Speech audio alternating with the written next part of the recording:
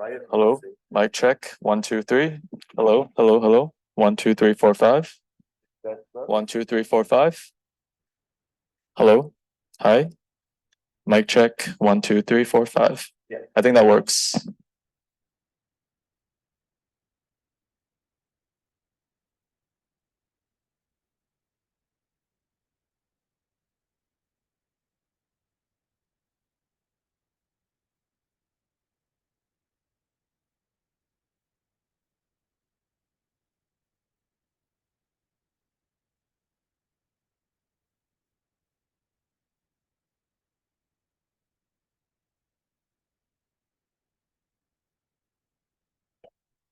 Oh, now it's on. Okay, all right. Okay, gotcha. Thank you. Yeah, this works.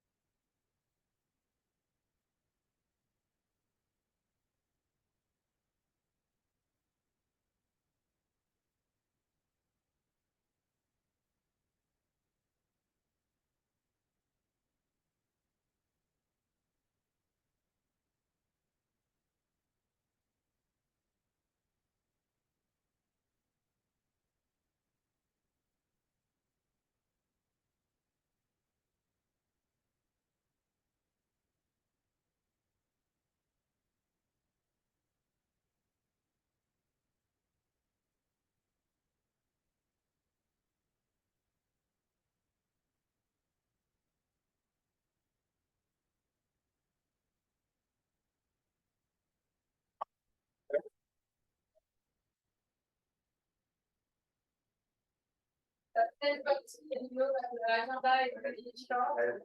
We are making excellent papers to present. So if you want to everybody to have time. So welcome to Emsoft. So it's really a pleasure here today to see everybody in person and 4 years nothing. So you will open the conference. So, yeah. I'm just opening the session, not the conference. Yes. So please open the conference. So everything is good? Zoom I think I'm all set, yeah. and everybody. Okay. Got the mic.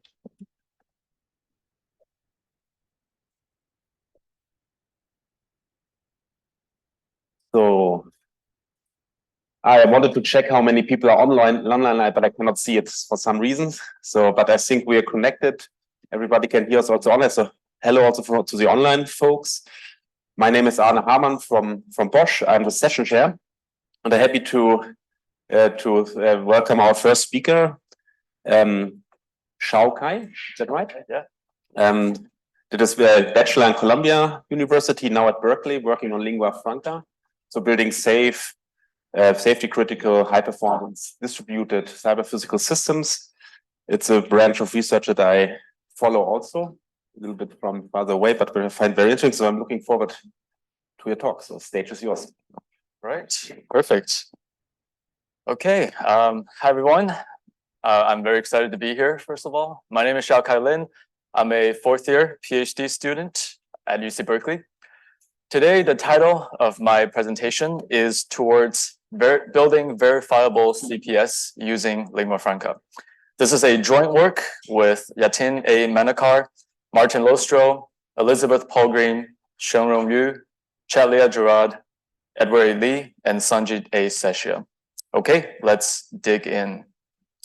So verifying cyber-physical systems has known to be challenging as CPS become ever more complex. In this work, we step towards building verifiable CPS by making the following contributions. First, we advocate for a design for verification approach by modeling cyber-physical systems in lingua franca, where an LF program is a model for both implementation and verification. Second, we define a verification problem by checking safety metric temporal logic properties of LF programs. And third, we present the lingua franca verifier, or the LF verifier, which is implemented based on the Euclid 5 verification engine. The LF verifier automatically generates and verifies axiomatic models. And last but not least, we develop a benchmark suite for evaluating the LF verifier. So let's first start with the background of the work. Let me first introduce the concept of ADAS. ADAS is also known as Advanced Driver Assistance System and is almost ubiquitous these days in cars. The implementation of ADAS typically involves multiple sensors, such as LiDAR and cameras. Therefore, naturally, sensor fusion is involved. So next, I'll briefly introduce lingua franca. Lingua franca, or LF, is a coordination language for concurrent, real-time, and potentially distributed systems. Lingua franca provides a set of useful properties, such as determinism, and it uses discrete event semantics. It treats time as a first-class construct. The model itself is inherently concurrent. It is polyglot, which means that you can essentially write your business logic and embed the business logic inside lingua franca programs using these mainstream programming languages. Currently, we support 5 different programming languages. There is also support for distributed execution. So at the bottom, we see a lingua franca diagram for this ADAS system introduced earlier. And here we have 2 sensor reactors. Essentially, reactors are stateful containers with reactive code blocks. And here we have a reactor for the LiDAR sensor and another reactor for the camera sensor. Both have a timer inside the reactor. And the timer is essentially a source of periodic events. And the LiDAR timer has a period of 34 milliseconds, while the camera timer has a period of 17 milliseconds.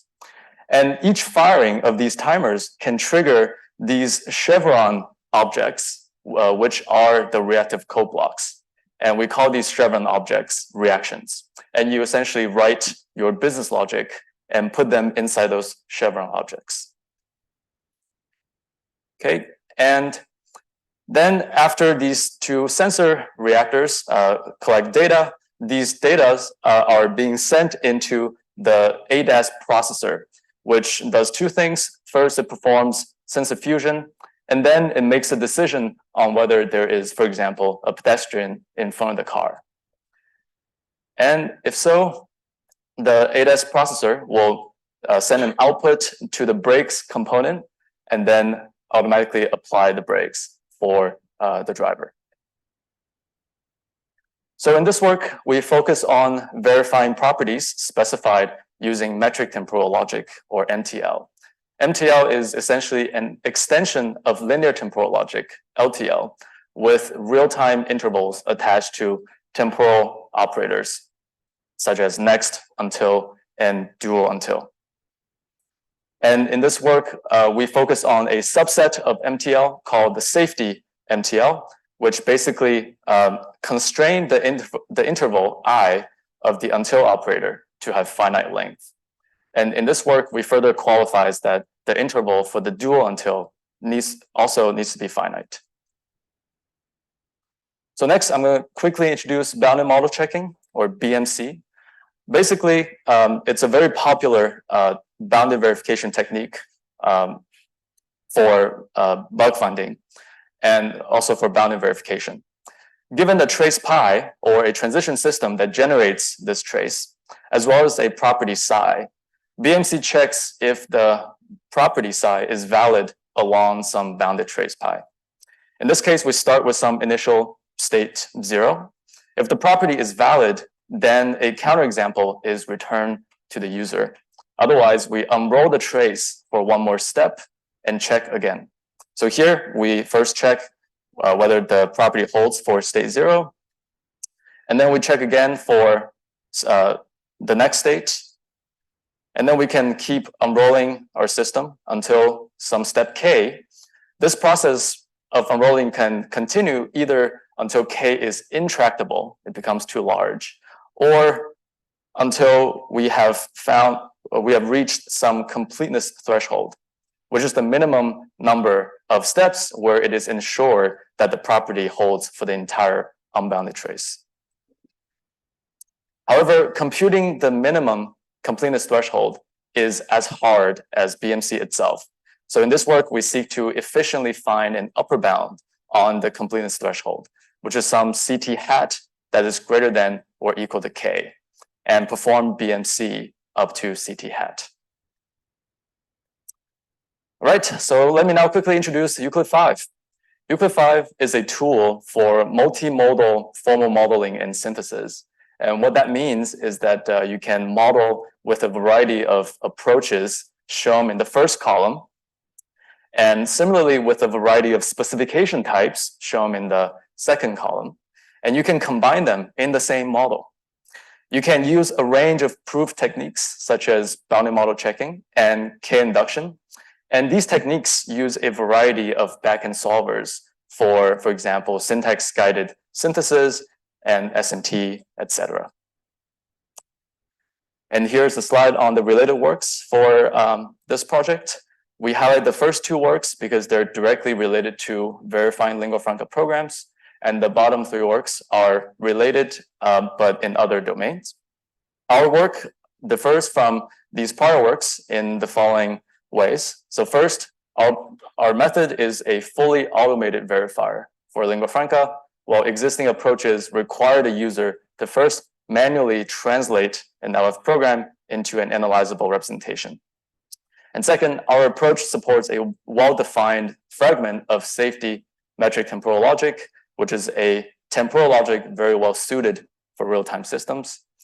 And thirdly, our tool uses an intermediate Euclid 5 encoding that matches the LF semantics precisely, and it is easy to manipulate. All right, so let's go into the problem definition. In this work, we define the following verification problem. Given a reactor denoted as R and a safety metric temporal logic formula psi, determine whether all execution paths pi bar of R satisfy the formula psi, i.e. pi bar model psi. So as part of the verification problem, we identify 3 types of safety properties in lingua franca. So type 1 is what we call state property. An example for this state property is the value of camera's output port cannot be 0. So in this case, we talk about the values of specific variables in the system. And the second type, we call this data flow properties. And an example for this property is reaction 2 in ADAS processor is invoked within 100 milliseconds after reaction 1 is invoked. So in this case, we talk about the temporal relationships between the invocations of reactions. And naturally, there's a type 3, which blends type 1 and type 2. In this case, one example is globally from time 0 to 10 milliseconds, when the LiDAR reaction invokes and the ADAS processor request stop at the same tag, the brakes will eventually be applied within 55 milliseconds. So in this case, we're talking about both the temporal relationships between reaction invocations as well as concrete values of certain variables. So here are the formal version of these properties, which were written in natural language. This is a pretty challenging problem because we both need to reason about the invocation of reactions over time, which is encoded in lingua franca, as well as the C code written inside reactions, which influences the state variables and potentially the future reaction invocations. So let's go into our solutions, the lingua franca verifier. So the lingua franca verifier, the whole pipeline, starts with our input. And in this case, the input is an LF program. And it has 3 parts. The first one is the LF code. The second part is the reaction code, which is written in C. And these are the code that goes into the chevron objects, which we call reactions. And the last one is MTL formulas, which are specifications that user provides for the application. So the input is fed into the verifier, which is an extension on the lingua franca compiler. The blue boxes are the additions to the compiler, and the blue boxes are the contributions of this work. There are essentially 3 parallel pipelines here. The top pipeline works on the lingua franca code, which parses the code, analyzes the dependencies, and then we calculate the completeness threshold for the verification problem. And then there's an axiom generator that produces axioms from the lingua franca code. The middle pipeline works on the C code. It parses the C code, generates the AST, perform AST transformation, and then outputs the axioms. And the bottom pipeline works on the metric temporal logic code. It essentially parses the MTL formula, and then it transpiles MTL into first order logic specification. And then let's zoom into the completeness threshold further. So to ensure the completeness BMC, we need to find an upper bound on the completeness threshold.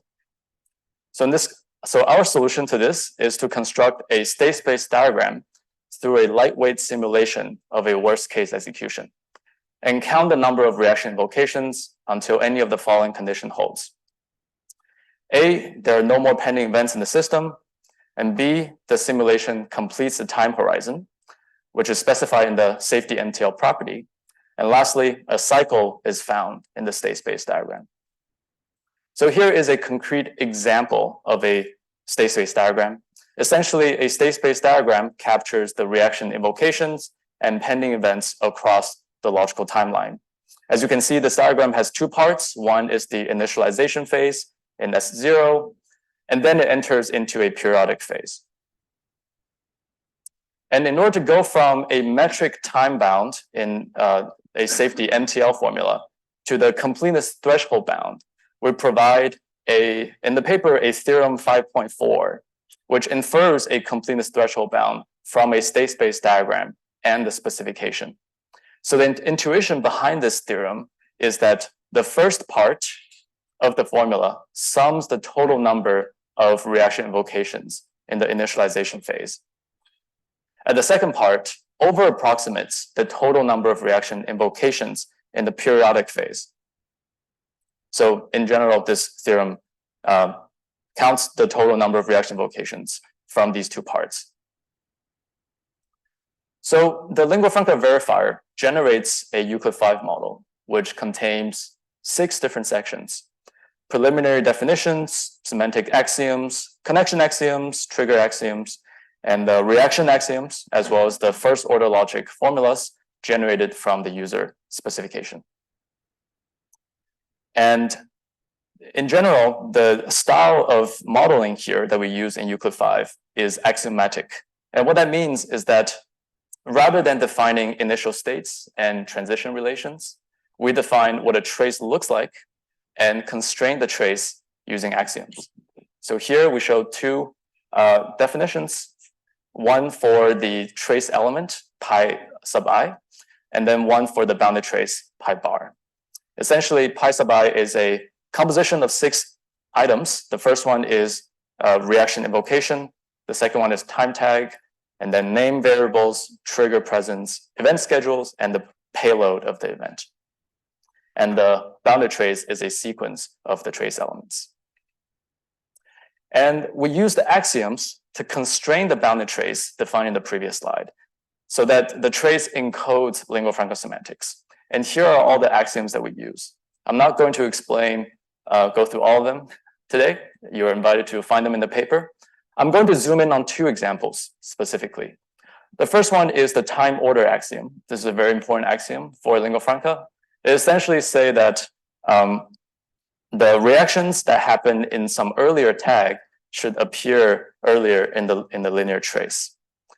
So for all ij in the set of indices, the time tag of the trace element I precedes the time tag of trace element j. This implies that I is less than j. So the effect of applying this axiom is that we essentially prune away in the state space of the counterexample traces some invalid trace that violates this axiom. So everything in the red region are essentially invalid with respect to this axiom. And now we have a green region with all the traces that are valid with respect to this axiom. And we can further apply the other axioms, such as the timer axioms, which further prune away 2 more, in this picture, 2 more traces, and our green region becomes smaller and smaller. We can continue this process until either everything is in the red region, that means we have verified the property successfully, or we have at least 1 green trace left, and the SMT solver will return this to the user as a counterexample. So here are some very concrete code in Euclid 5. On the left-hand side, we see the set of common axioms that we generate for every program. On the right-hand side, we have application dependent axiom that are code generated for each application. They essentially vary per application. All right, and lastly, this Euclid 5 model goes into the Euclid 5 toolchain, and the Euclid 5 toolchain generates the SMT formulas. And then Z3 SMT solver is used to work on the SMT formula and outputs either unset or set with counterexamples.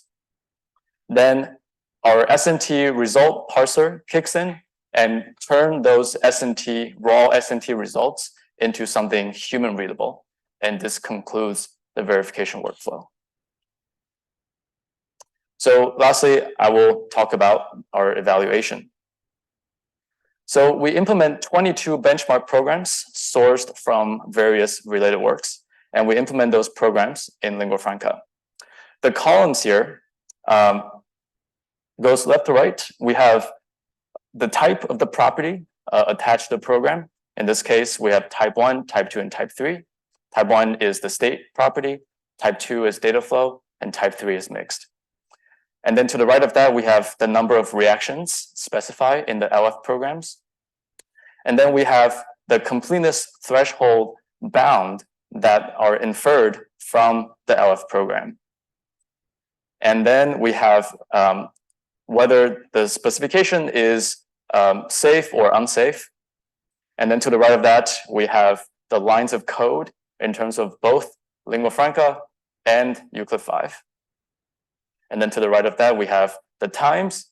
The first one is the time it takes to generate Euclid code, and then the time it takes to generate SNT formula, and then it's the time it takes for Z3 to solve the verification problem. And then finally, we have the total time that summarizes everything. So in general, most of the programs finish within a minute, although there are a few outliers, as you can see from the plot, the stem plot on the right. And then, and also the verifier successfully verifies 21 out of 22 programs automatically. The traffic light example here, however, right here, failed to verify because its C code exceeds the analyzable subset of C we currently support. We plan to extend this analyzable C subset for future work.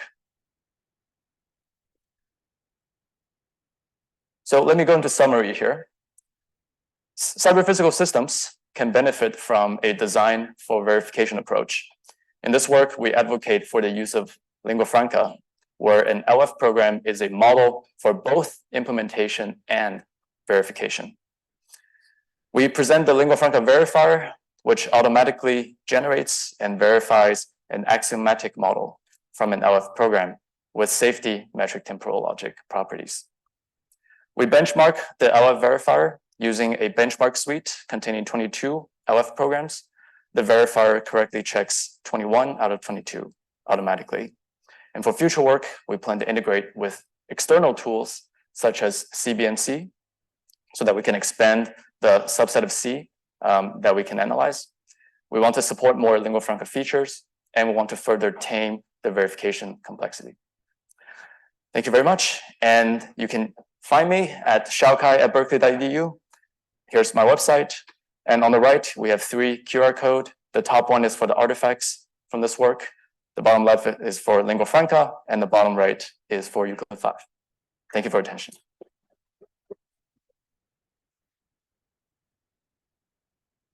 Well, thanks, Shaokai. Already the first question, Mitra. Then we were first, the second question. I think they've just wait for the microphone for the people. Hi, I'm Mitra Nasri from TU Eindhoven. Thanks a lot for the very nice talk. I might have missed the part about the platform, the impact of platform uncertainties, shared hardware resources, interferences, that then boils up into having not precise timing, but actually uncertain timing on the whole framework. Maybe you can comment on that. So if I understand your question correctly, there are some timing variation that comes from the underlying platform. Yeah, so in this work, our method actually works at a rather abstract level. The timing properties that we verify in this work, let me go to the slide that shows all the properties. So these are the logical time. Oh, I'm sorry. Let me see if I can go back here. Okay. So the timing property that we verify in this work are the logical time properties that are specified in lingua franca. So the actual physical timing might be different than the logical time property, but the logical time property is more, you can think of it as the ideal time, the ideal timing behavior for the system. And we're verifying the properties with respect to this ideal specification. Yeah, so hopefully that answers your question.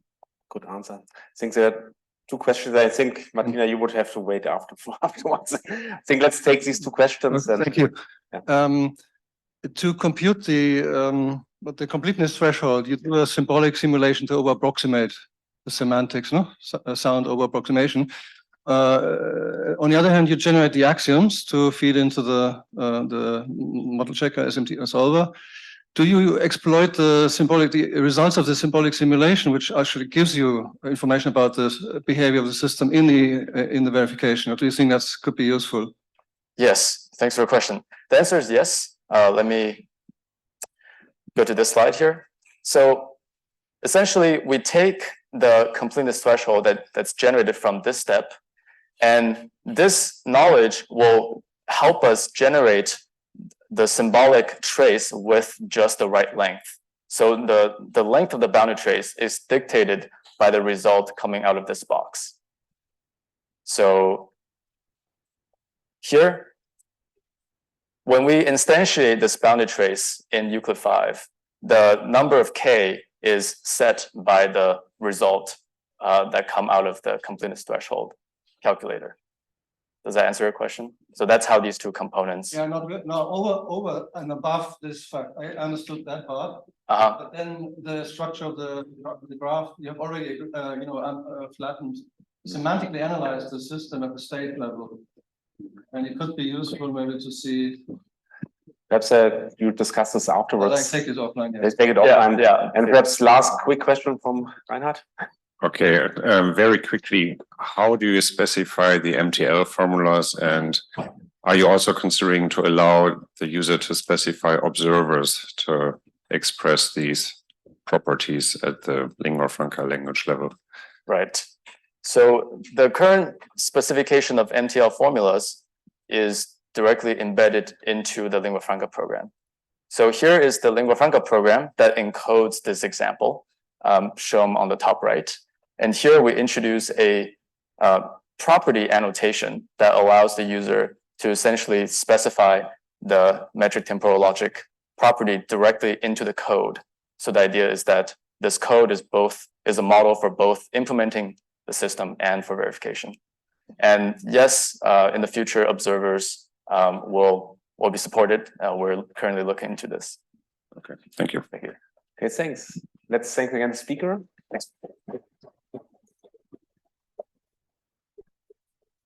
Lots of questions. I also had 2 questions, but I also will come to you. Okay, sounds good. Oh yeah, let's Okay, then let's proceed to the second speaker. It's Lelio Brun.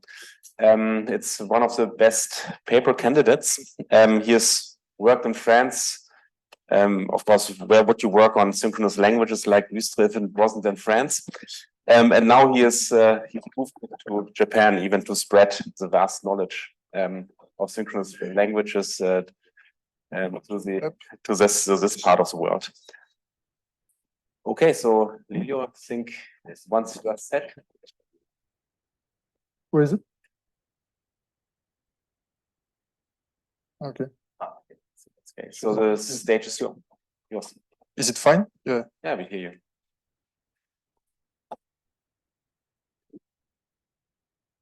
Thank you.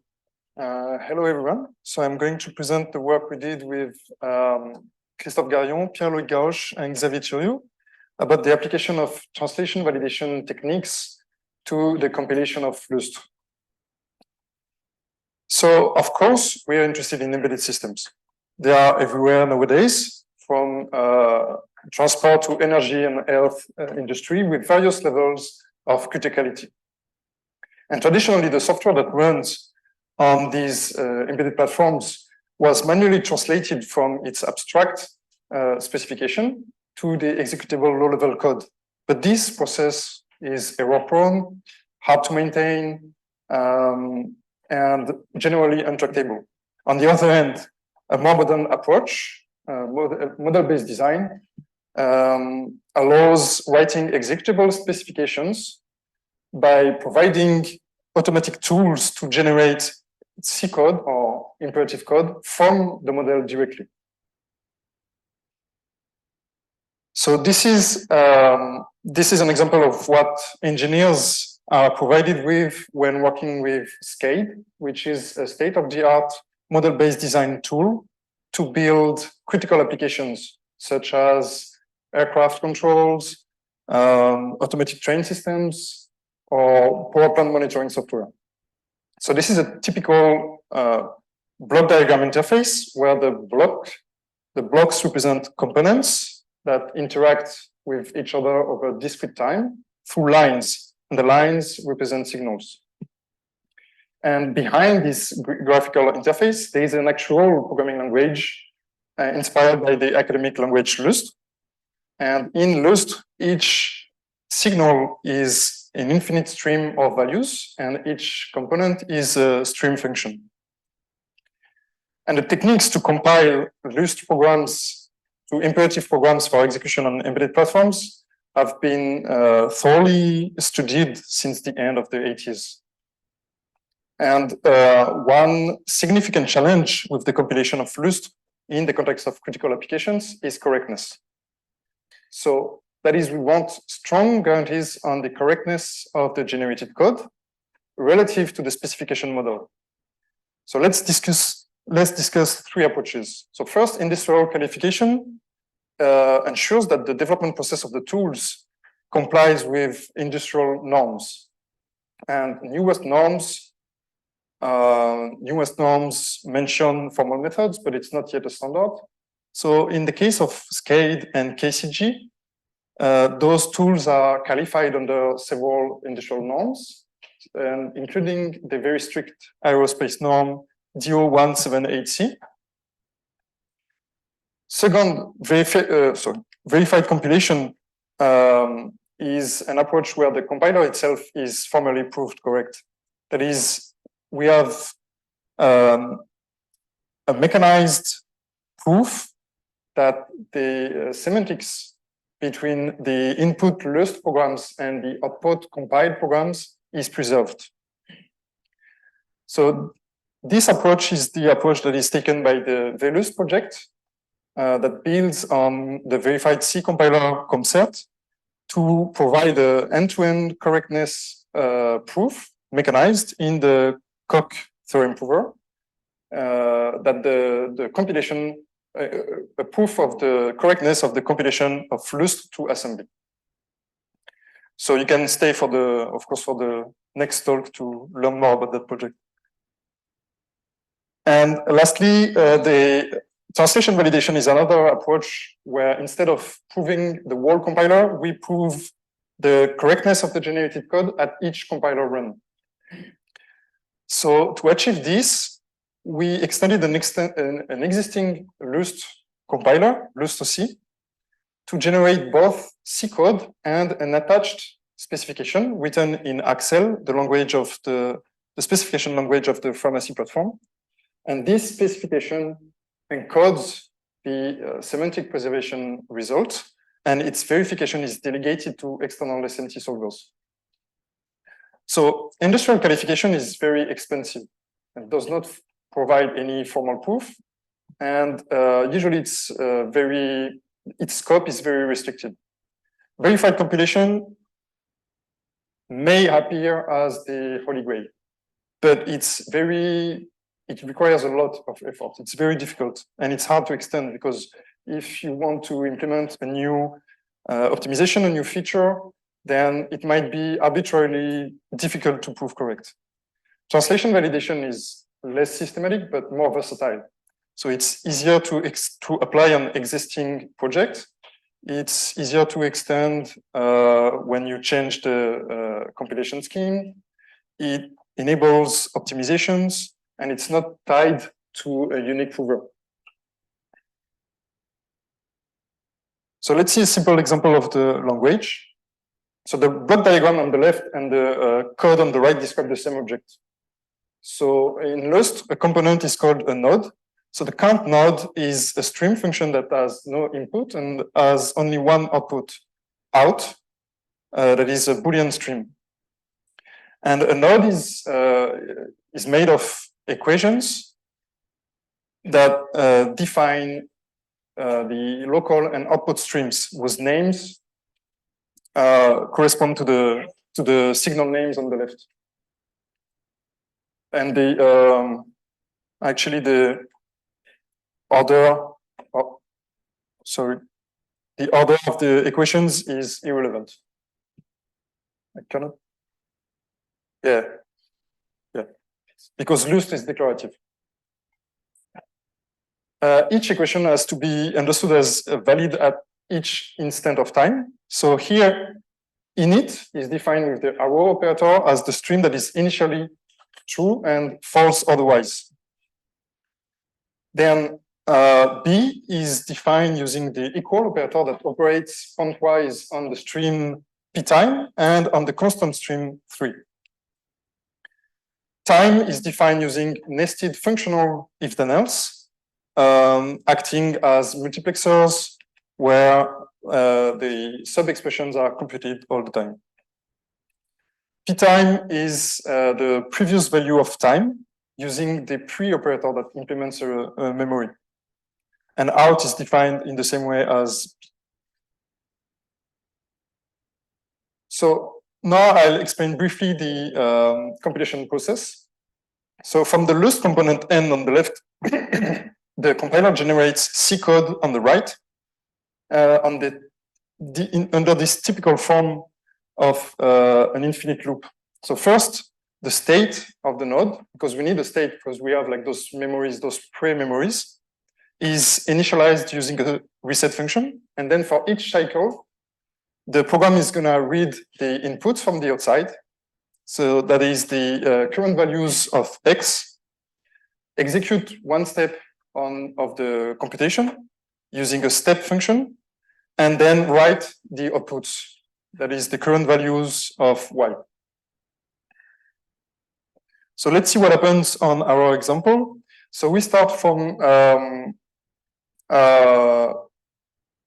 we start after the elaboration, normalization, optimization, data for optimization, and scheduling phases. I'm not gonna talk about that because it's irrelevant to this work, but it's just like source-to-source transformations on the Lust program.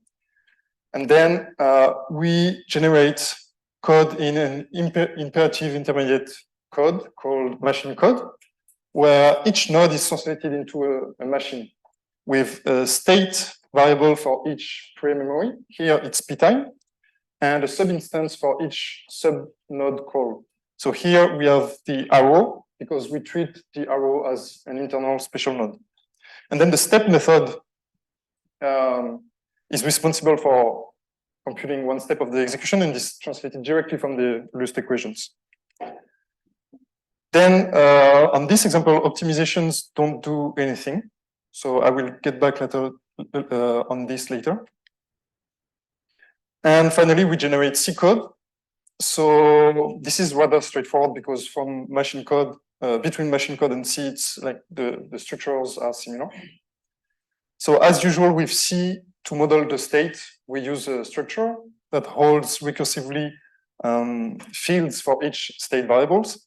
And the reset field is a flag that we use to handle node resetting, together with two functions: set reset that sets the flag, clear reset that unset the flag and actually perform the reinitialization. And the step function is directly generated from the step method in the machine code. And we also generate the main loop separately. So this is the existing architecture compiler, the existing compiler architecture of LustOC. And now let's see how we extended it to support translation validation. So the idea is to translate Lust nodes to machine code along with an encoding of the semantics of the nodes. And we opt for a state transition semantics because it's easy to describe in a first order logic. So a node is described by a transition relation between a start state S, an end state S prime, and its input-output values. So here it's just out. We adopt an equation modular encoding to enable local reasoning, as we will see later. So in our example, this count tier 5 relation holds at the end of the 5 equations, at the end.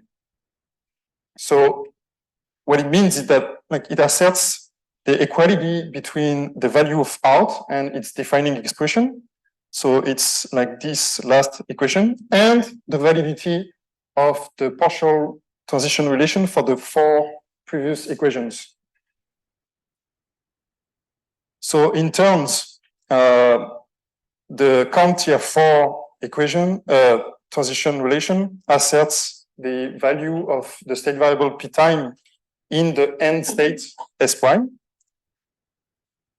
Count tier 3 encodes the if then else with implications.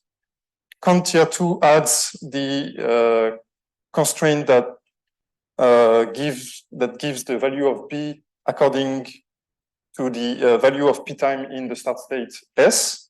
And finally, count tier 1 asserts the sub-transition relation for the subnode arrow, constraining the start and end substates. So again, optimizations, they don't do anything on this example, but then when we generate C code, now we also generate a contract-based specification in Axel, the language of pharmacy. And there are two parts on this contract. So the first part is a memory correspondence result, where we have the correspondence between the actual C state self and the abstract state that we call mem, that is actually a representation of S that we saw on the previous formula. So because Axel does not really support arbitrary data types such as trees, we have to resort to another C structure that is very close to the actual C structure of self, but flattened, that is without pointers. And also it's a ghost structure. So ghost constructs in the Excel are constructs that do not live in the actual code. They only live in the specification. That is, they only serve verification purposes. So we add this mem parameter to each step function. And then the contract asserts that this memory correspondence is preserved by the call to this function. And to achieve that, we need to reflect, to replicate all the stateful operations on the abstract state as well. So this is what we see on those highlighted statements. And second, we have a contract saying that actually the code complies with the specification. This is the correctness result, actually. So it is like saying that the C function step implements the count-tr relation transition that was encoded in the Excel language. And this is where the equation modular encoding is useful, because we can add assertions at each program point after each translated equation, asserting progressively that the partial relations are true, leading iteratively the way to the whole transition relation. And then we feed pharmacy, the platform pharmacy, with the code, and we wait for it to answer yes, hopefully. And this is a screenshot of the graphical interface of pharmacy, where we can see the annotated code on the top, and on the bottom, the list of the generated proof obligations. And we can see that pharmacy can interface with several SMT solvers like Altergo, CVC4, Z3, all at once. And we evaluated our approach on a test bench of approximately 400 files, and we obtained satisfying results. So almost 93% of the files were fully verified, that is proved correct.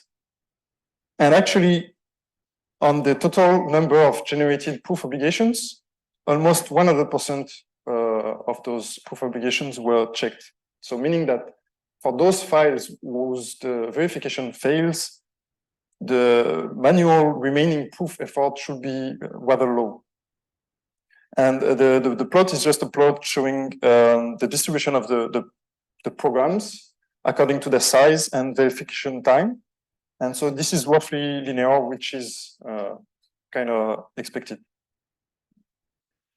So now I will present briefly the optimizations we perform on the machine code and how we manage to keep the specification untouched. So I will use another toy example with features I still need to present. So Lust offers clock system to implement activation conditions. That is a way to perform computations only on certain instances. So clock are streams of enumerated values, such as Boolean or user-defined enumerations, like in this case. And the when keyword is a sampling construct. So here, for example, we see that C2 is undefined when D is not up. On the other hand, the merge keyword is used to merge two complementary sample streams together. So here, Z has the values of B1 when C is on, and the values of B2 when C is off. So it's a toy example. So understanding it is not really required, and it doesn't really have meaning. So let's just consider the generated machine code unoptimized, and the encoded specification as partial relations. So this time it's not in C, it's machine code, but it's the same thing, that are attached to each statement. So first, we can see that those adjacent conditional statements are redundant. And a very standard optimization in Lust compilers is to fuse them, like producing better code, like this. And in doing so, we push the annotations here outside of the resulting conditional. Next, we can perform variable inlining for variables defined with simple expressions like C1, C2, B1, B2, and B3. And the problem is that if we remove those variables, they're going to be unbounded in the specification annotations. So there are three solutions. First, we can also inline them in the annotations, but we would rather keep the annotations untouched because we want the same specification for the optimized code. Second solution, we could abstract them existentially. And third solution, we can just turn them into ghost variables. So we chose this latter solution because we think it's easier for the solvers. So here we go. Now B1, B2, B3, C1, C2 are turned into ghost variables. And then they don't appear anymore in the code. They don't exist anymore in the code. They've been like inlined, but they still appear in the specification. They still live in the specification. And sometimes we minimize variable usage by reusing variables when it is safe to do so. So a typical example would be when variables live in different timeframes on different clocks. So in our example, it's not the case. It's like easier than that, but it's the same idea. So here we can like drop Z and use Y instead. So here again, Z is dropped, but turned into a ghost variable, and it keeps living in the specification. And finally, when we have conditional construction of enumerated variables directly followed by the destruction, we can fuse them and drop the enumerated variables. In our example, that applies on two sides for C and D. So we get this code that is much more compact than the unoptimized version. And also, we can see that we don't have any local variables anymore. Like all the variables have been turned into ghost variables. So in terms of stack usage, it's a good improvement.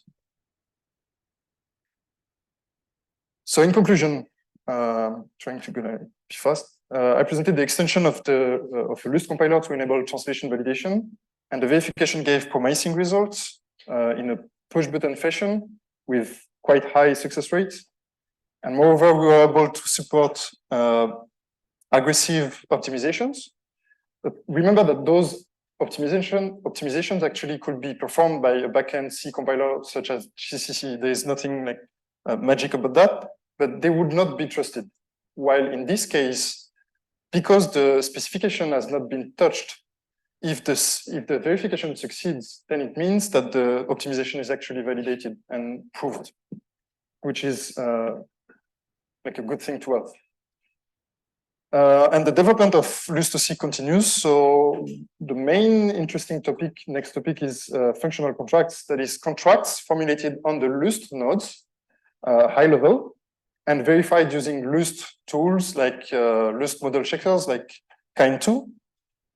And with our framework, those high-level contracts could be translated into Excel contracts on the generated C code, enabling the verification of high-level properties on the low-level code. And also, we could extend the support of floating point arithmetic arrays and investigate more optimizations, such as reusing the state, optimizing the state of the node, for example. Thank you very much for listening to the talk.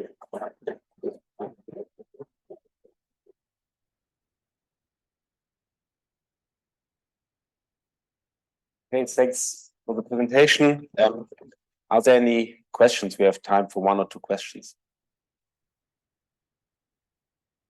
Claire, please. But I think we need a microphone. I don't know how many people are online, but for them to have the chance also to understand the question.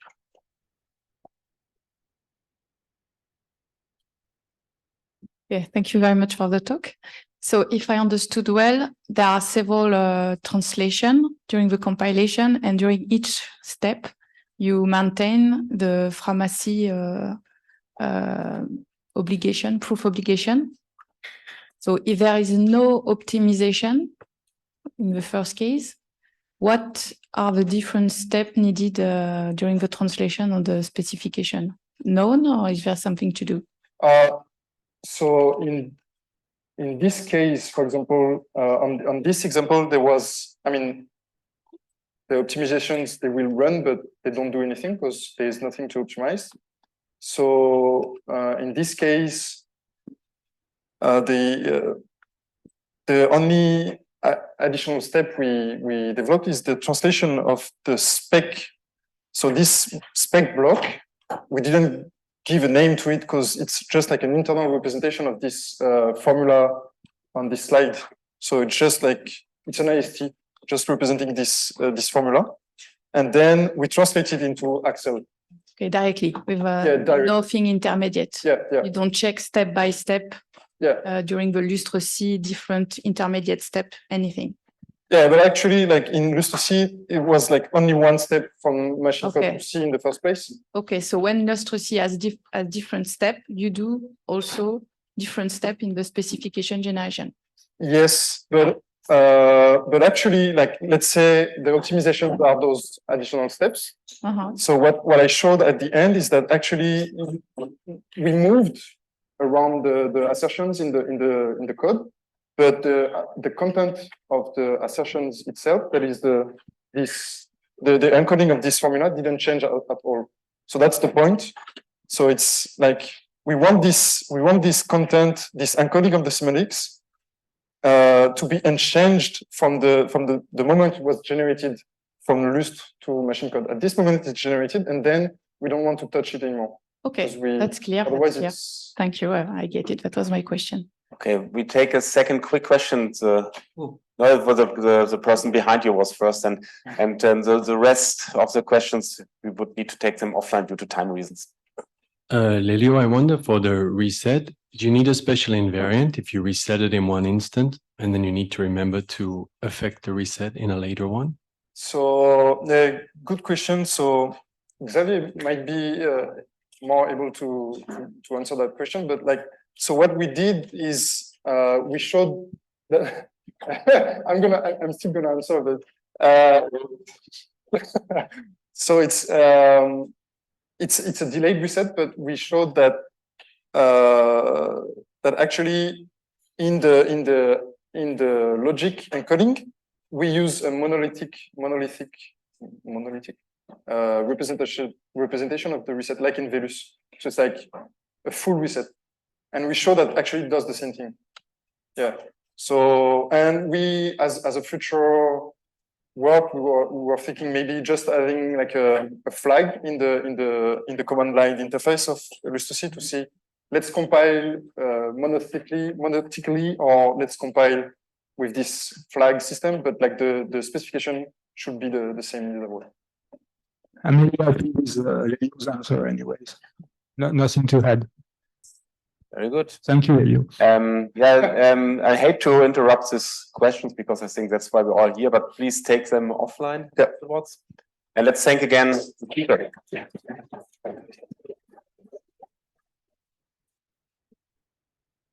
Okay, and this brings us to our next paper, also an outstanding paper award. This one we are switching to synchronous data flow, also compilation techniques. And the speaker is Basile Pissin, and he's working on formal methods and is extending currently the VELUS compiler, do you pronounce it like this, with SCADE 6 like state machines. I think that's also what the talk is about.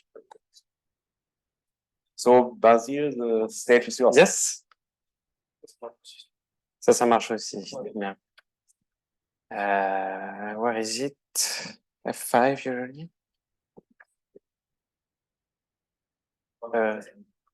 Control F L. Okay.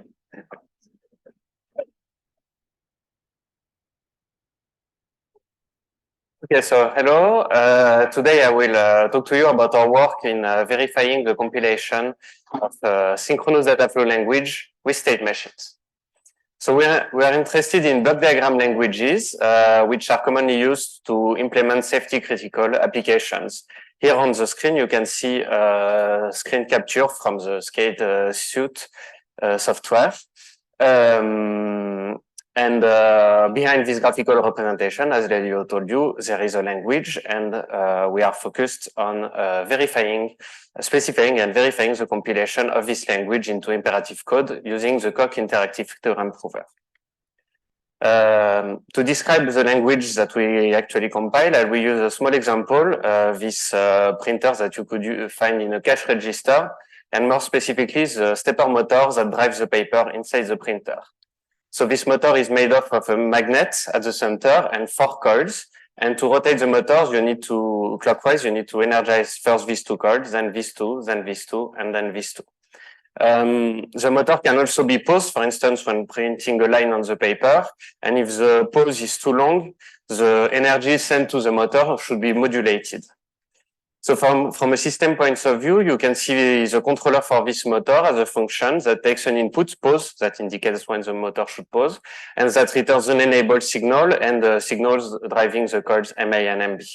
And more specifically, we will see the first block that generates a step signal that indicates when to change phases, and also the enabled signal. So this specification that I just given informally could be given as a state machines. Here you have 2 states. On this side, the motor is turning, and on the other side, far away from me, the motor is stopped. And in each state of this state machine, you have 2 substates. Let's look at this one on this side. In the first state, you have a first step, a first phase that should be longer than the following ones because the motor needs to gain momentum when it's starting. And in the second step, it has a constant speed. And in each state, the values of enable and steps are defined by arbitrary data flow equations. So here you see again the initialization arrow operators that Lelio already shown in his example. The program executes cyclically. At each steps, it associates values to the output step and enable, and also a local variable time according to the input pause. And it can take transitions, here denoted by arrows, and transitions are parameterized also by arbitrary data flow equations which can use all these variables. And so this was a graphical representation, and behind that we have a textual representation that's equivalent, and that's the language that we compile. So our work is on the VELUS compiler. It's a compiler for this language. It first parses the textual representation that I just showed. It adds some typing information. Then there is a series of source-to-source rewriting, which simplifies the program. Then it is translated into a normalized language in which we do some optimization. Then into a language dedicated to scheduling. Then into a simple imperative language that looks a lot like the machine language that Lelio just showed. And then it generates C code that is passed to the CompSert compiler that generates assembly code for a wide range of targets. And this is a classic compilation scheme, but the specificity of VELUS is that this is verified from end to end. And I will come back to that in a moment. And so in our work to compile a new, one of the main contribution of our paper is that we incorporated state machines and other control construct into the compiler. And to compile them, we had to extend the source-to-source passes to compile this construct into simpler operators. And we actually also had to modify a bit the backend of the compiler to treat the generalized reset construct. Okay, so I will recap to you the compilation of state machines as implemented in VELUS. So if we go back to the example and we focus on this small part here on the left, to compile it, we follow the scheme proposed by Mark in a previous paper that compiles state machines into a combination of switch and reset blocks. So here is the compiled code for this state machine. First, on the top, you see that the previous states of the state machine is encoded into this variable, PST, which indicates in which pre-state we are, and PRES, which indicates if it should be reset or not. Initially, we are in pre-state starting and we should not reset. And then this switch blocks indicates that in pre-state starting, we compute the strong transition, which is compiled from the transition on the left. And this indicates which is the actual state, the state that we will execute to get the values of step and enable. And then in the second switch, depending on the value of ST, we compute step and there is a reset block around it to eventually, if necessary, reset the value of this equation. And at the end, the next preview state is the current state, and this is using the the initialized delay operator followed by. And so we have compiled state machine into a combination of switch and reset blocks. So now we need to also compile these switch and reset blocks. Again, we follow the scheme from this paper, which compiles them into sampling operators that Lelio already presented. So the one operator here is sampling res and only keeping its value when ST is equal to starting. And this is going into res S. And then in the block, in the body of the switch, we replace res by res S. So this block reset every is executing slower than before because its condition has been sampled. And to give a value to step, we merge the values of the sampled version of step S, and step M into depending on the value of ST. And step S is calculated by reusing the same equation that was in the body of the switch here, but sampling the constant so that it executes slowly. And so now we have compiled switch blocks and only reset blocks remain to be compiled, and I will come back to it in a moment. So, but first I will talk to you a bit about the verification of VELUS.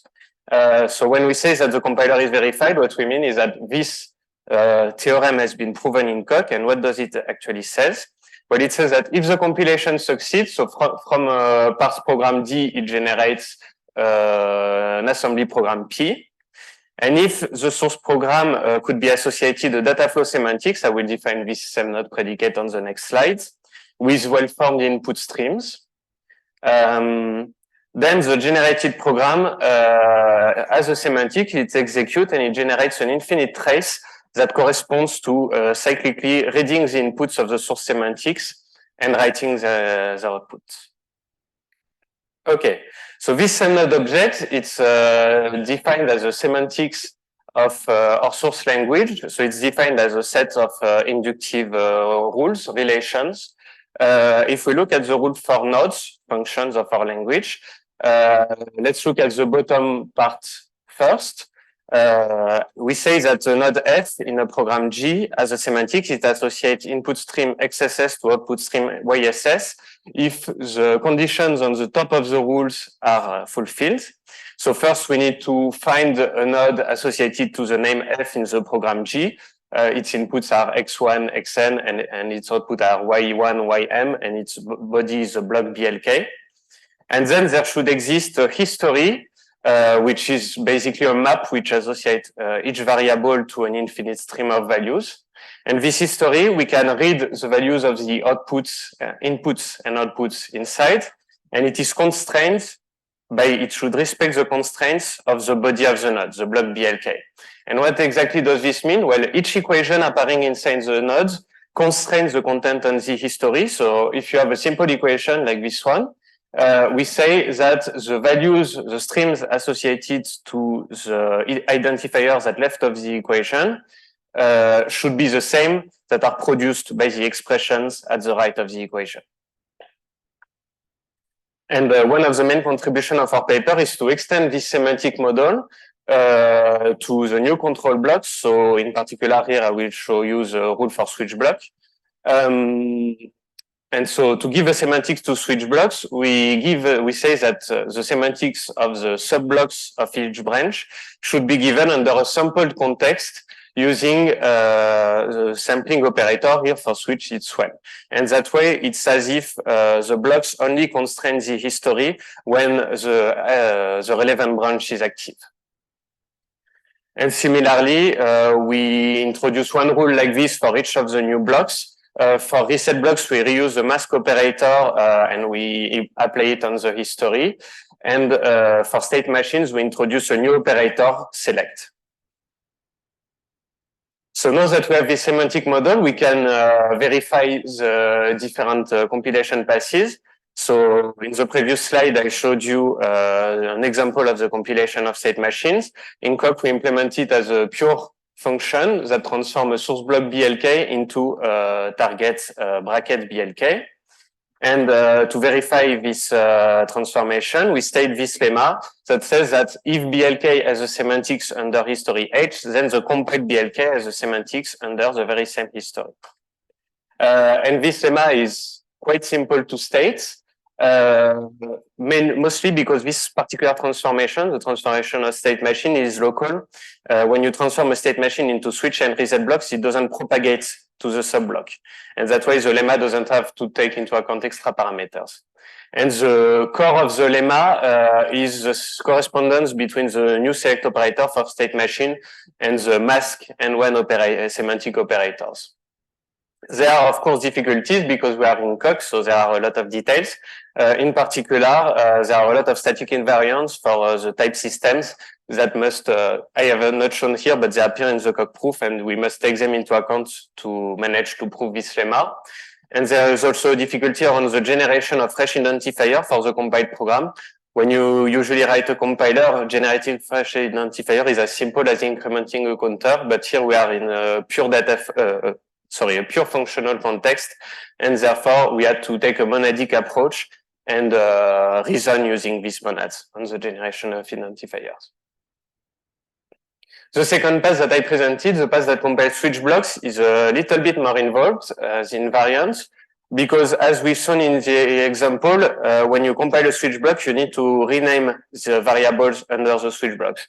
And therefore, this function must take into account this renaming here using the sigma substitution. And of course, the reasoning around the function also needs to account for this renaming. So the way this invariant works is by transforming the porting the syntactic transformation done by sigma onto the semantic transformation on this history. So here this means that basically H2 is the same as H1, but renaming every variable using sigma. And this allows us to give a semantics to the compile block under this new history H2.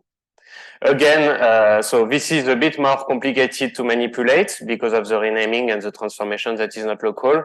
And also, particularly for the compilation of switch blocks, we have to rely on a lot of invariant related to the clock typing, which verifies that sampling is correct. But still, core of the proof is pretty nice to prove and manipulate. It's just a correspondence between the switch construct and the when and merge construct, implicit and explicit sampling, and it works well because we reuse the when operator for both switch and when. And also there's one less case to handle because we already compile state machines, so it's a bit less work. Okay, so I've talked a bit about the front end of the compiler. I will just talk a bit about the adaptations we needed to make to the backend to compile reset blocks, which I have not yet discussed in details. And so I must show you a bit of the backend, but it works pretty much like the one Lelio presented. So I can go a bit fast. So each equation in the normalized language is compiled into an assignment. Here, the equation that define reses is compiled into an assignment controlled by a switch, a conditional structure in C, because reses is sampled on the value of ST. This equation here that's under a reset block actually compiles into two different assignments because it has a reset it's kind of composes a reset operation and an update operation. So here in C, you see the two explicitly. The first one is the reset. It is conditional. And the last one at the very end of the program is the update. And it is also conditioned on the value of ST. NA is not sampled, so it is updated unconditionally. And finally, when you have a merge like this, you generate a switch in which a step is assigned to different values depending also on the value of ST. So this is a classical compilation scheme, and this is easy to specify and verify, especially generating one switch per statement is easy. But as Lelio said, this means that we will generate a lot of conditional instruction in the assembly code, and this is not ideal. So in our work, there is also a fusion optimization that fuses conditional on the same that fuses switch blocks on the same conditions. Sorry. And of course, the efficiency of this optimization is dependent on the schedulings that have been chosen for the equation. So here, because of NI in the middle, we cannot fuse these two switches. But if we have scheduled the program differently, we could have done it. So in STC, there is a heuristic that tries to schedule the program in order to put the conditional on the same condition next to each other so that they can be fused later on efficiently. And so the presence of reset also informs this transformation because reset are conditional. So they should also be scheduled separately. That's why STC was introduced. And in our work, we had to generalize STC because we can have multiple reset conditions coming from nested state machine and nested reset blocks. This is described in the article. Okay, so finally, our reviewers advised us to run a bit of benchmark on the code generated from our compiler. So we did it on a few academic examples. We estimated the worst case execution time using the Ottawa 2 tool. And we compared ourselves with the Heptagon academic compiler, which implements compilation schemes that's close to ours. We use Heptagon with on the second column here CompCert, and on the next two columns GCC with and without and with inlining. And when using Heptagon with the same backend as Velus CompCert, we have slightly better performance, but comparable performances. But when using GCC, it kind of trumps the optimization of the front end. So this means that the backend is quite important in this compilation. In particular, we think that the inlining performed by CompCert is not quite fine-tuned for the small functions generated by Velus. There are some possible optimizations that we didn't treat in our work. In particular, I haven't talked a lot about less variables, but we can change a bit the compilation compared to what is presented in the article. And we've been working on this in an unpublished version of Velus. And also memory optimization consisting in placing state variables in mutually exclusive states in the same memory cell in order to reduce the memory footprint. Okay, so to summarize, the main contribution of our article are coq-based semantics for control blocks used in SCADE 6, so switch block, reset blocks, state machine, and an end-to-end verified compilation scheme, an end-to-end verification of the compilation scheme for these blocks. And so we have a prototype that you can access as this address, where you can run the compiler. I don't know if I will be able to open it. And interpret program generated by the compiler. So here is the example of the stepper motor running. And this is the code. This code is actually compiled by our compiler, and then which is translated to JavaScript. Thank you.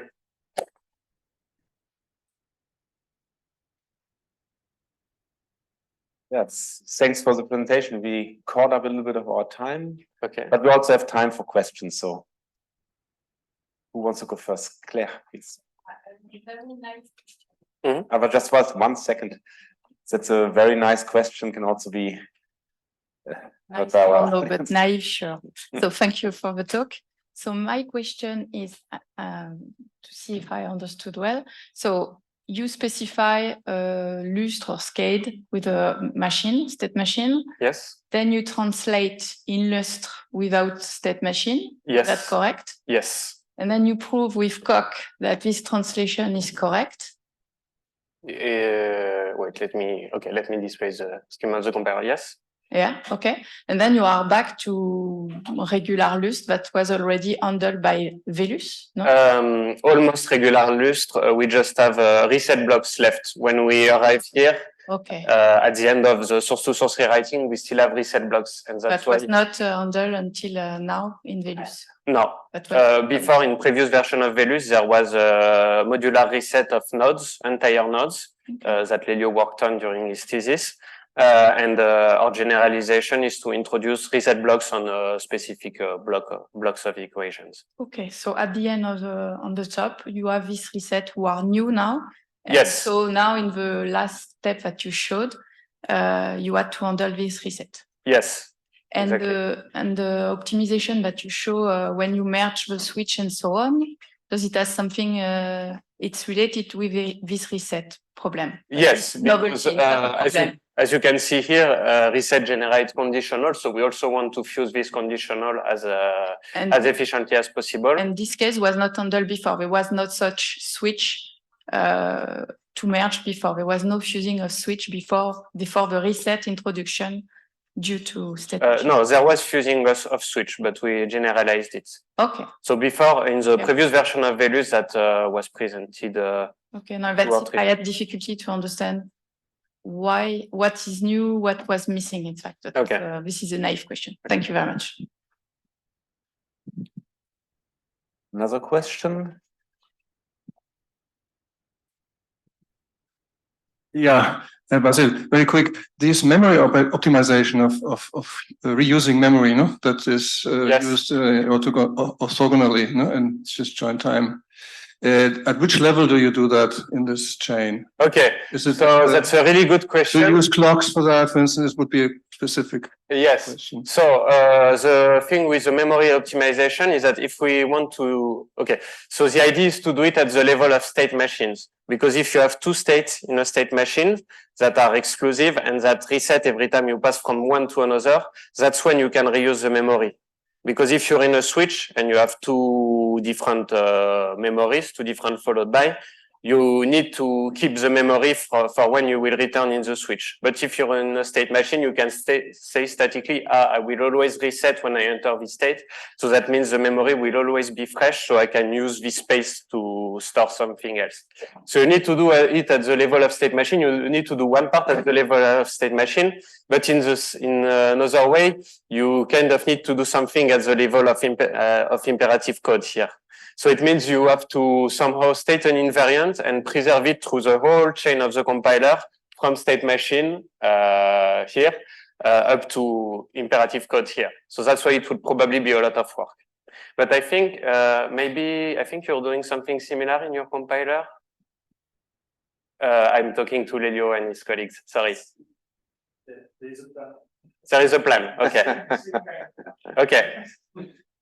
Okay, so I would also have just a small question to finish this talk. So, I mean, it's very clear that Esterel, Skate, and Ansys has profited a lot from this whole work in academic synchronous languages and their products. And you also mentioned at the beginning of your talk, is this also something that is going to be applied to this tool chain to improve, let's say, the verification capabilities, or is this?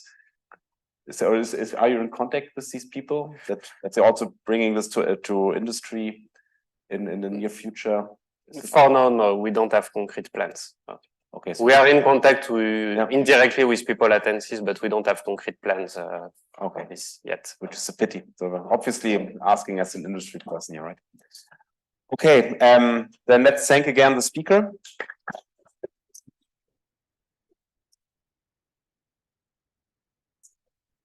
And we are moving on now to work in progress presentations. We have 2 of them, which 5 minutes each. And this will then conclude our session. And the first one is also about compilation, right? And our speaker, could you please tone down your voice? Speak perhaps afterwards in the pause. Okay, so the first work in progress is from. Sorry, it's a little bit disturbing. Could you please? It's because we hear it very well when you talk. Okay, so Juneseo Chang from Seoul University, working in machine learning, if I remember right, and optimizing memory management in OSs and compilers, and I guess that's also the topic of his talk. So yeah, please, great. 5 minutes. Okay. So hello, I'm Jisoo Chang from Seoul National University. It's a great honor to present my work. And today I'm going to present about joining our compile optimization process for reducing memory profile using reinforcement learning. So compile level code optimization is very important but quite difficult, since their optimization are applied as a sequence of transfer passes. The order and what we select is very important for the performance. However, modern compilers usually apply a single pass sequence that are selected that are efficient on specific benchmarks. Therefore, a performance gap exists between the ideal and actual compile optimized programs. Among various optimization purposes, we focus on memory profile reduction. And to the best of our knowledge, there's no compile level optimization like juggling transform passes for reducing memory profile at this point. So this is the brief overview. So our proposed model sits between the LLVM frontend and LLVM backend. And to gather the data set, we use a random SQL generator. And the proposed model selects the input program and extracts feature by IO analysis passes, and does some pre-processing by PCA and clustering, and trains an ensemble R model by training on each cluster dataset, and determines the optimal transfer passes. So first, feature extraction. We extract 50 static feature at compile time with our developed LLVM IO analysis passes. And for dataset, we use SysMyth, which was originally to study on compile stressing, and we select a synthetic test data set with code size over 300 kilobytes, or 2 tests like memory profile reduction, which are complex enough. And for transform passes candidates, we select 32 transform passes that are actually effective on reducing memory profile. And the pre-processing stage, we use PCA to reduce dimension. And we also use k-means clustering to cluster this PCA result and have a cluster data set. This cluster data set will be used in the RL training process.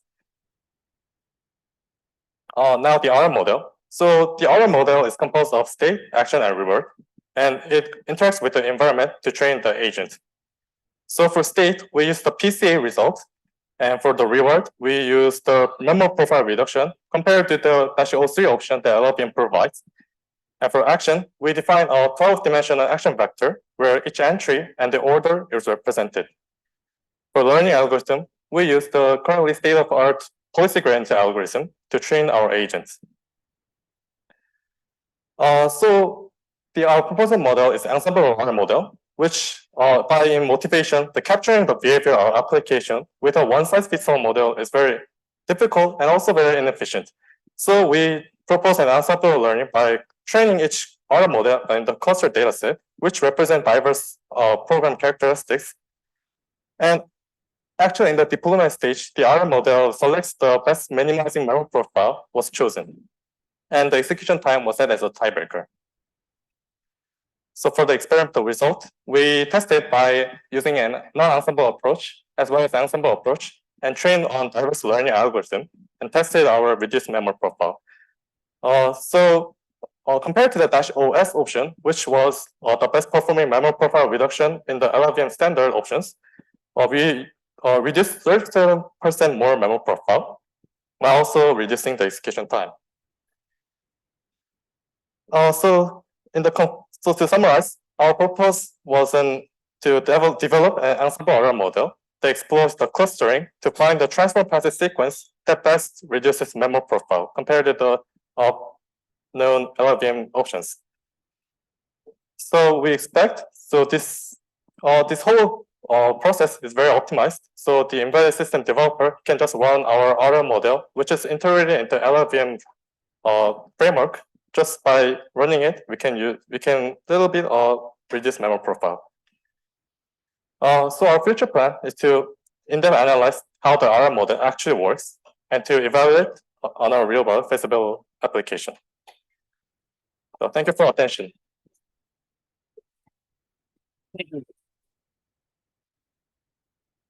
Do we have a quick question on this work? Oh yeah, on the other side, please.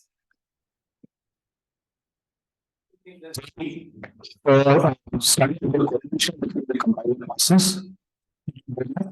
Sorry. For the study of the correlation of the compiler classes, independence among them. So yeah, there's in the LLVM transfer passes, there's like we shouldn't there's no like ordering specified in the LLVM transfer passes, but if there's like specified in the LLVM documents, like we should add into our compilation stage. So this is like the work in progress paper because it's not verified. Our optimization passes is not verified yet. So maybe we can discuss it in more like poster session. Yeah. Thank you.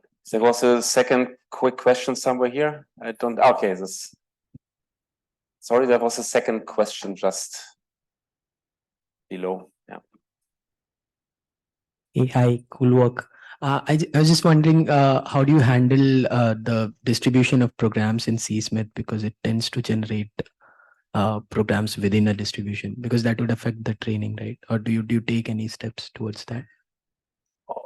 So I'm not clear if I understood correctly, but this work was completely tested on our synthetic test data set, which was originally, we synthesized 300 benchmarks, which were developed like into the 7:3 ratio. So we tested on separate test data sets. Okay, we'll take this offline as well. Yeah, thank you. Thanks. Okay, then let's thank again. And this second work in progress presentation is given by Loic Silvestre. Okay, please join us on here in front. So, and Loic is a doctoral researcher at Sorbonne University in Paris, and he's working on design implementation of programming languages on FPGAs. I think one aspect of his work is exactly in this short presentation, but currently we see the reinstallation of the Edge browser.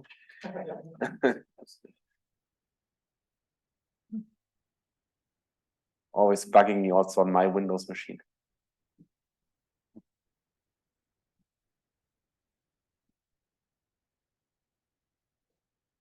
Perhaps open it with Firefox. Yeah. Okay, thank you.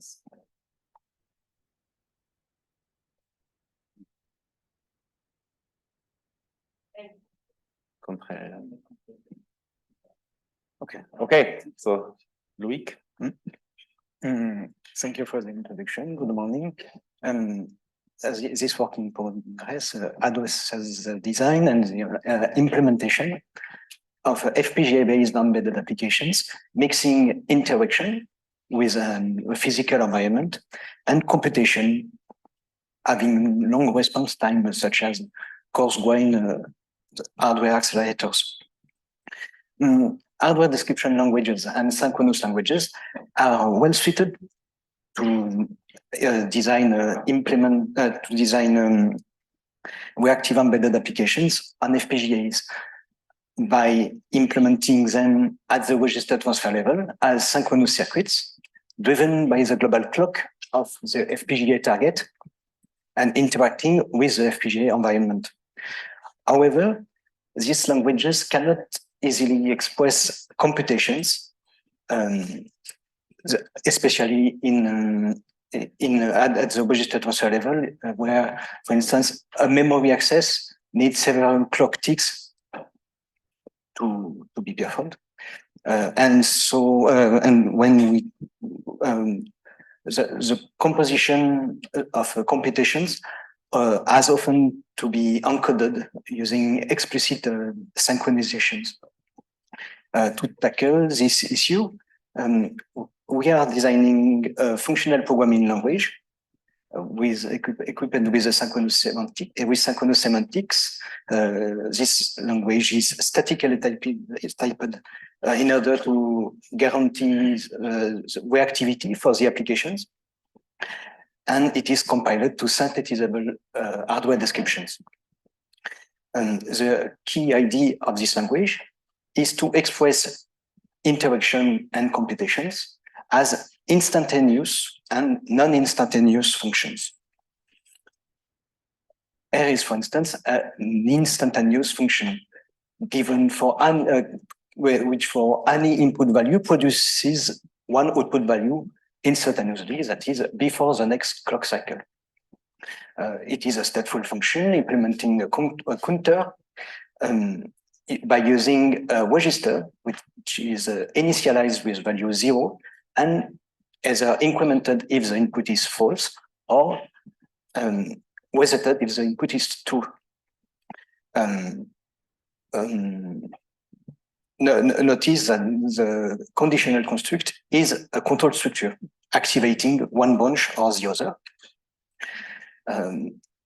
And also this function have type bool double arrow int, which is inferred by the type checker. And the double arrow type constructor indicates that this function is instantaneous. Then consider this non-instantaneous function. The type constructor arrow indicates that this function is non-instantaneous, and it is non-instantaneous because it is defined as a tail recursion user, which behaves as a small state machine with an implicit initial state. So this function is not reactive. Inputs are inherent and the output is delayed. Let's finally consider a main function which must be reactive to ensure to be mapped to physical device. So this function is instantaneous. It instantiates the counter and execute computations internally using a special construct exec.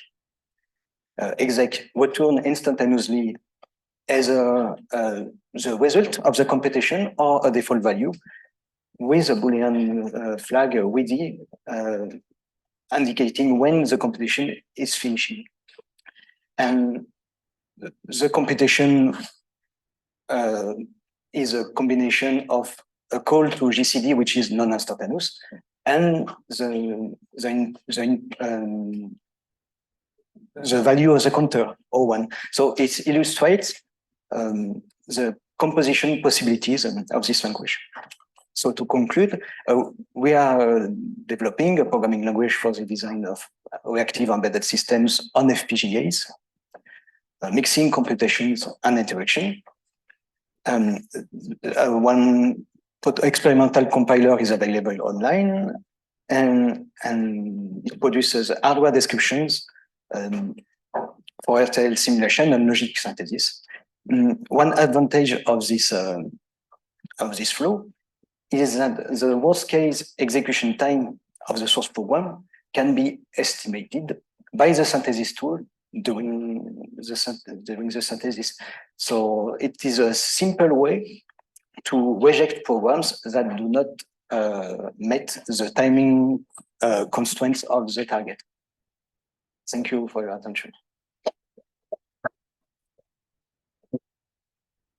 Okay, there are immediately two questions here in the first row. With a mic, please. I don't know how many people are online. I cannot see it, but just in case. Thank you very much. I was curious about the design decision of putting an implicit pause to every function call. If we do not consider primitives like the memory accesses, if there's just a small kernel, all that is an instantaneous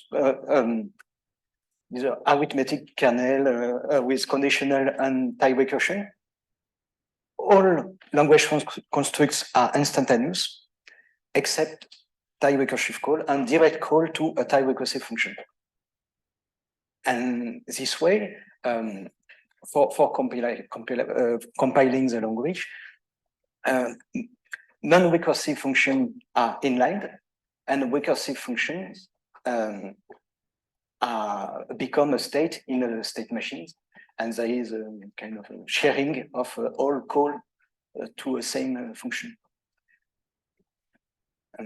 By sharing also with a switch to all the continuations in order to avoid a pause for return to the recursive functions. Thank you. Okay. Okay, this concludes the session. Let's thank again the speaker. Now, of course, it's lunch, and it was told to me that this room will be locked. So if you want to leave your stuff here during lunch, the room will be locked. It was promised by this kind lady over there. 1:30. 1:30 we start again. 1:30.